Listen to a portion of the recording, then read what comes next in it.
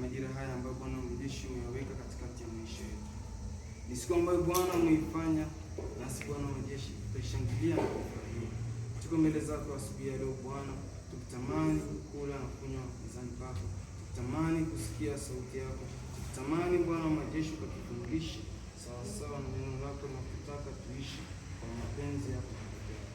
Bwana majeshi, Mungu mkuu, Mungu mtakatifu, tunajiweka mikononi mwako sasa majira haya na wote.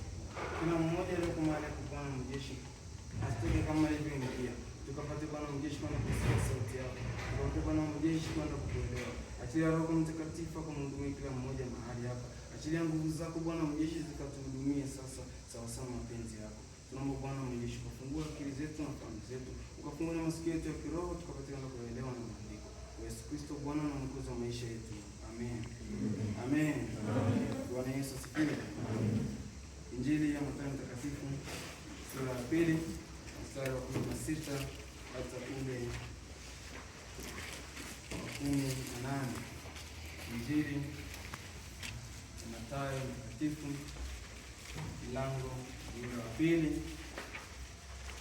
mstari wa 16 hata ule wa 18.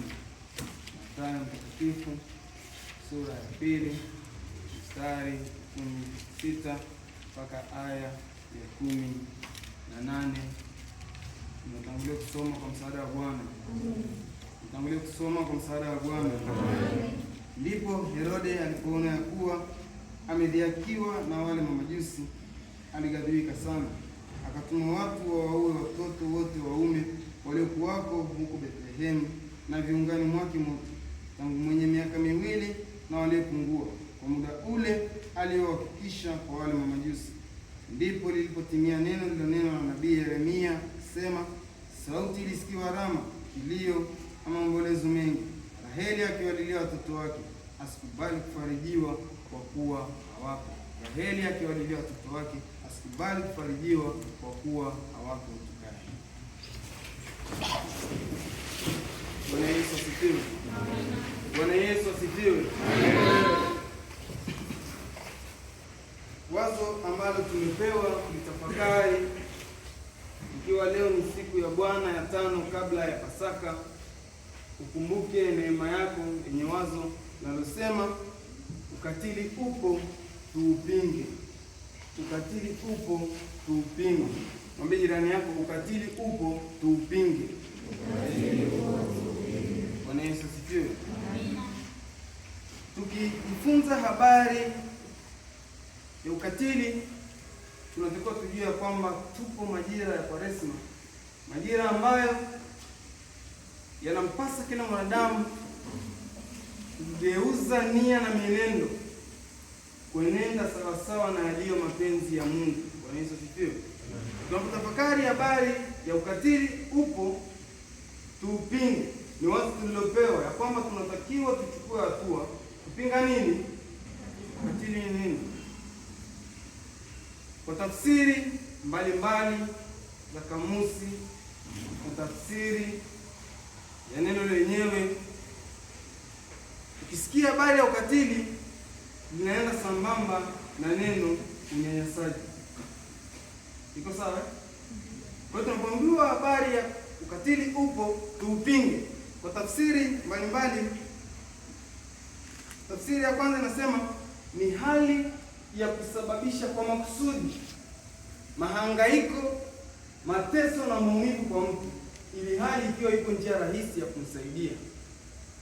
Hali ya kusababisha kwa makusudi mahangaiko, maumivu na mateso kwa mtu, ili hali ipo njia rahisi ya kufanya nini? Ya kumsaidia. Inawezekana unaona mwenzako anapata shida, unajua kabisa nikifanya hivi naweza kumsaidia kaondoka kwenye changamoto, lakini sasa kwa sababu kuna aina ya ukatili ambao unafanyika, inawezekana unafanya ukatili bila kujua ni ukatili unafanyia, unamwacha kwanza fanya nini?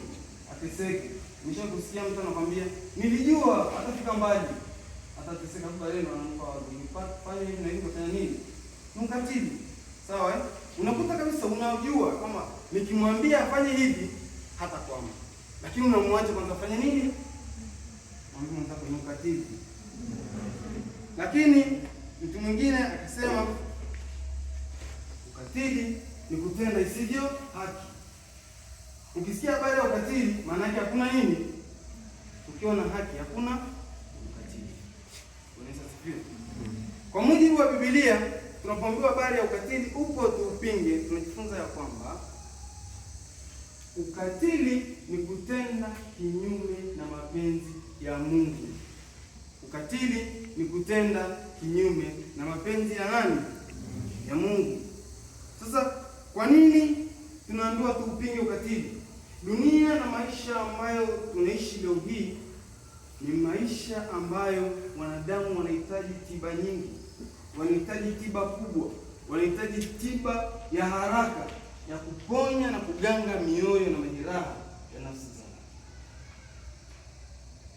Majeraha yaliyosababishwa na aina ya maumivu ambayo mtu anatendewa aidha na jirani yake, anatendewa aidha na familia yake, anatendewa ama na wale ambao wanamzunguka, jamii anayezunguka, ama ukatili ambao mtu anajifanyia binafsi. Halo, hapo ni mawazo. Unaweza kujikatili wewe binafsi. Ni kweli si kweli? Ni vipi?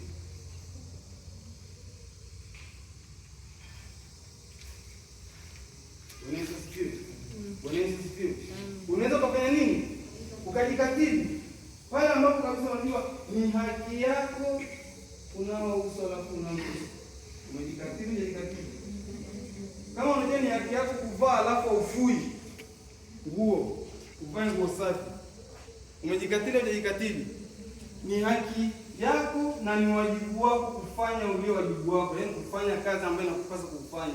Usipoifanya unafanya nini? Tulitumwa duniani kuja kufanya kazi. Ukijikuta ufanye kazi, unafanya nini? Halo. Bwana Yesu asifiwe. Sasa ukatili unasababisha vitu kadha wa kadha. Kabla mtu hajafanya jambo alifanya ukatili, kuna vitu ambavyo vinatengeneza mtu huyo kuja kuwa mkatili. Sio kwamba Mungu ameumba watu wakatili. Ni aina ya maisha watu wanayofanyiwa wanasababisha na wanakuja kutenda nini? Jambo la kwanza, ukatili unatengeneza uchungu wa nafsi. Uchungu wa nini? Wa nafsi. Ukitenda ukatili ama ukamtendea mtu ukatili, unapata nini? Uchungu wa nafsi. Ukipata uchungu, ule uchungu unatengeneza kitu kinachoitwa maumivu. Jambo la pili kwenye ukatili, inatengeneza kitu kinachoitwa nini? Yale maumivu yanapozidi ndani ya moyo na ndani ya nafsi ya mtu, yanasababisha kitu kinachoitwa nini? Kilio. Biblia inatuambia Raheli akawalilia watoto wake, asikubali kufanya nini? Kufarijiwa, kwa kuwa watoto wake wasingeuawa, asingelia. Alikana uchungu, ukampa maumivu, akashindwa kuvumilia, akaachia nini? Kilio. Kile kilio kinapodumu ndani ya mtu kwa muda mrefu, kinatengeneza kitu kinachoitwa roho ya kulipiza kisasi. Bwana Yesu asifiwe. Bwana Yesu asifiwe. Roho ya kulipiza nini? Kisasi. Ndio maana Yusufu aliambia ndugu zake, msigombane wapi? Hakuwa na maumivu. Yusufu angekuwa na maumivu, ndugu zake walipopanda Misri angewalipizia. Lakini kwa kuwa alikuwa na roho ya kisasi, ikamsaidia kusamehe. Kwa maana hiyo, kinyume na ukatili ni kutenda haki. Ukitenda haki, unaishi katika upendo. Bwana Yesu asifiwe. Bwana Yesu asifiwe. Ukikosa upendo, unasababisha maumivu. Bwana Yesu asifiwe. Bwana Yesu asifiwe. Dunia sasa hivi wakina Herode wapo. Hawa walikuwa wanaua watoto wachanga. Hata leo wamefanya nini? Wapo. Unaweza kukutana na mtu anakukatisha tu tamaa. Ni wa Herode wa leo hii. Wanaua, inawezekana wasiue kifo kile cha kuua kabisa, lakini wakakuua nguvu ya ndani, wakatisha tamaa, wakaachilia maumivu ndani yako. Wengine wanaua kwa maneno, yaani mtu anakutamkia tu maneno ya maumivu, maneno ya machungu, kusudi tu uhangaike, kusudi tu uteseke. Upendo huko leo hii tunakumbushwa ukatili huko. Tufanye nini? Maana yake tusiachilie maumivu. Hata kama tumeachiliwa maumivu, tusirudishe nini? Maumivu. Ukiangalia aina ya ukatili huu ambao ulitendeka wakati Herode anafanya kuua watoto, haikuanza kwa Herode. Tunajifunza nini? Ukatili unaingia kizazi hata kizazi, endapo ile dhambi haitatubiwa. Bwana Yesu asifiwe. Na mara nyingi hii inakuwa kwenye nafasi wale wanaokalia viti vya uongozi, hasa wafalme. Anapokaa kwenye kiti, ukiangalia habari ya urithi, ukirithi kiti, unarithi pamoja na mamlaka iliyokuwa kwenye nini? Kwenye kile kiti. Sasa hii habari ilianzia wapi? Soma kitabu cha Kutoka sura ya kwanza. Ukiangalia mstari wa 10 na Kutoka ile sura ya kwanza, tuone habari ya Farao alianza kufanya ukatili. Nataka nikuonyeshe kitu hapo. Ukatili Kutoka 1, ukianzia na mstari wa 8 mpaka 16 utaona. Mstari wa 8 kwenye Kutoka 1 anasema, basi akainuka mfalme mpya kutawala Misri, asiyemjua Yusufu, akamwambia watu wake, angalieni watu wana wa Israeli ni wengi, tena wana nguvu kuliko sisi. Haya, na tuwatendee kwa akili, wasije wakaongezeka tena ikatokea vita, nao wasije wakashikamana na adui zetu na kupigana nasi na kutoka katika nchi hii. Sasa angalia kwenye mstari wa 15 na 16 anasema, kisha mfalme wa Misri akasema na wazalishaji wa Ibrania, jina la mmoja akiitwa Shilpa na wa pili jina lake akiitwa Pua, akasema, wakati mwazalishapo wanawake wa Kiebrania na kuwaona wa katika kuzaa, ikiwa ni mtoto mwanaume basi muweni, basi ikiwa ni mtoto mwanamke na aishi. Angalia mstari wa 16 vizuri. Ikiwa ni mtoto wa nini? Wa kiume. Nimekwambia ukatili, dhambi isipotubiwa, hasa kwenye hizi nafasi za urithi, inaingia kizazi hata nini. Sasa kule ilikuwa ni Misri. Hasa huku Israeli, huku Yerusalemu aliko Herode, ukatili unatendeka. Kwa sababu gani? Imetembea na kiti. Angalia Herode aliwaambiaje? Mstari 16 sema, ndipo Herode alipoona kuwa amedhihakiwa na wale mamajusi, alighadhibika sana, akatuma watu akaua watoto wote wanaume. Sasa angalia, Farao aliua wa kiume, Herode anakuja kuua nani? Ni nini kilikuwa kinatengenezwa? Kichukuu kinatafutwa. Ni kuua kusudi ambayo uzao wa kiume ulikuwa unazaliwa nani? Bwana Yesu asifiwe. Bwana Yesu asifiwe. Farao aliua watoto wa kiume na Herode akaua watoto wa nini? Sasa kinatengenezwa kwa ukatili. Sasa kinachowindwa hapa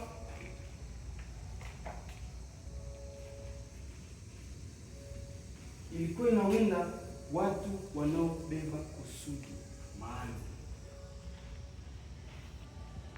Nataka kusema nini?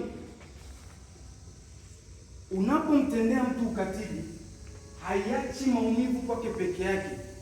Wapo wengine wanaumia kwa sababu ya ukatili ambao unatendeka. Ikiwa lengo ni kumtafuta huyo ambaye amemlenga. Turudi kwa Musa. Kwenye Kutoka sura ya 2 pale tumeona alizaliwa Musa.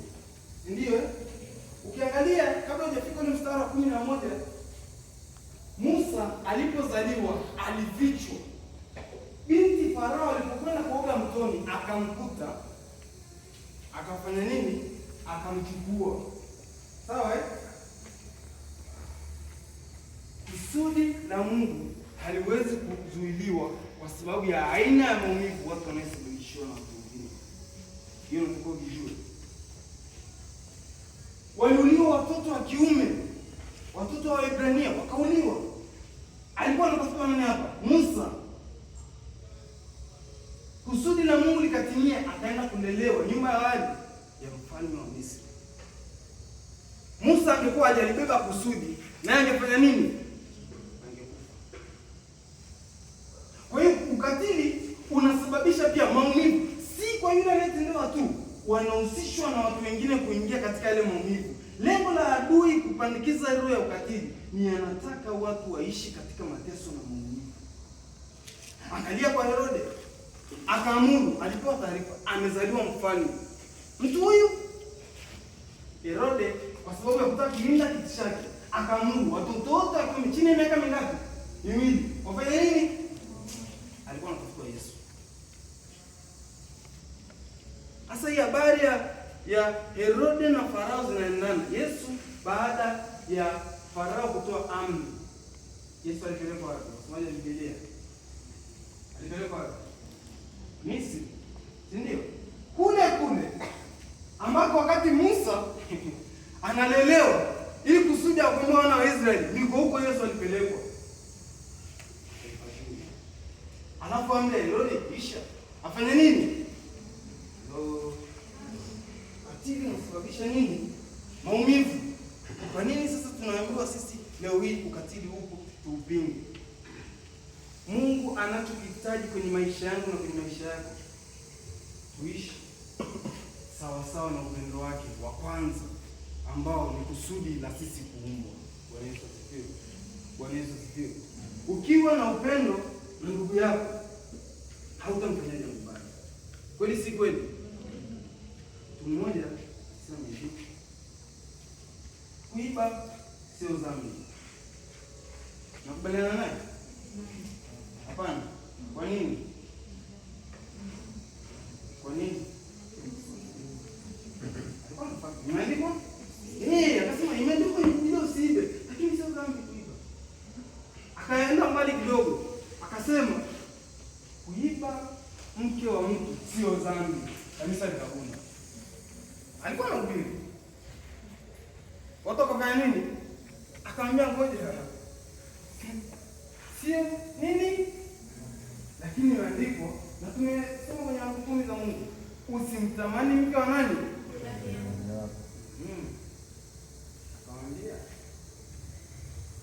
sio dhambi, kwa sababu ni dhambi. Ni nini sasa? Dhambi ni mtu kuto kuliamini neno la Mungu.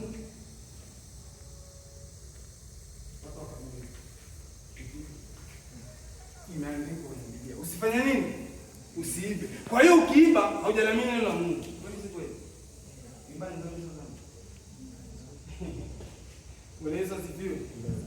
Kumchukua mke wa mtu, kwa sababu imeshaandikwa kwenye Biblia, usipoamini ukachukua, umetenda nini? Dhambi. Kutokuamini nini? Kwa hiyo ukifanya ukatili, umeshindwa kuniamini kwa makusudi, kwa sababu neno la Mungu tayari limeshakutuambia tuishi kwa kupendana. Mpende jirani yako kama nafsi. Lakini ukijikuta unafanya jambo ambalo linasababisha maumivu kwa mwenzako, haujaliamini nini? Upendo huko.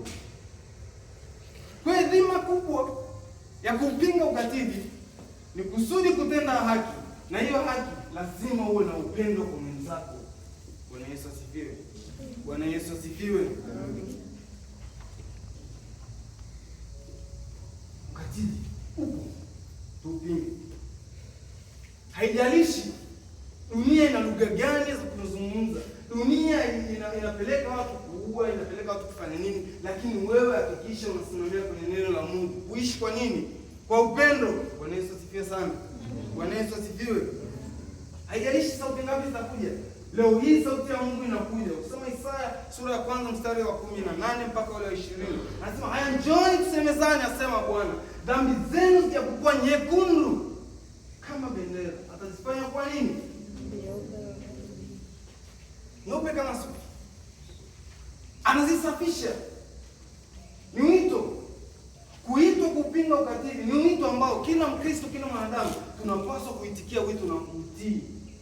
Haijalishi baba zetu walitenda ukatili kiasi gani huko nyuma, haijalishi familia zetu zilitendewa ukatili kiasi gani, haijalishi maumivu mangapi tumesababisha. kusababishiwa, haijalishi dhambi ngapi tumezitenda. Wito wa Mungu unatutaka turudi, tusemezane naye. Anasema mkikubali na kutii, mtakula nini? Mema ya nchi. Leo hii watu wengi hawali mema ya nchi kwa sababu ya kuishi na ile roho ya kisasa. Nilitendewa hivi na mimi lazima nitendee. Haijalishi nia kuzungumza lugha gani. Wewe zungumza lugha ya Kristo yenye upendo wa Kristo. Bwana Yesu asifiwe. Mstari wa 20 anasema, lakini kama mkikataa na kuasi, mtafanya nini? Mtaangamizwa. Usikubali kuifia katika dhambi, hata kama ulitokea mazingira yenye changamoto yenye dhambi. Umeshausikia wito wa baraka, wito wa Mungu. Kubali kugeuka na kuitii sauti ya Mungu, kukataa uovu, kukataa dhambi, kuishi kwa upendo. Bwana Yesu asifiwe sana. Bwana Yesu asifiwe. Majira haya ya Kwaresma ambayo tuko kipindi hiki ni majira ambayo kila mwanadamu na kila Mkristo tunapaswa kuishi sawasawa na Mungu anakutaka.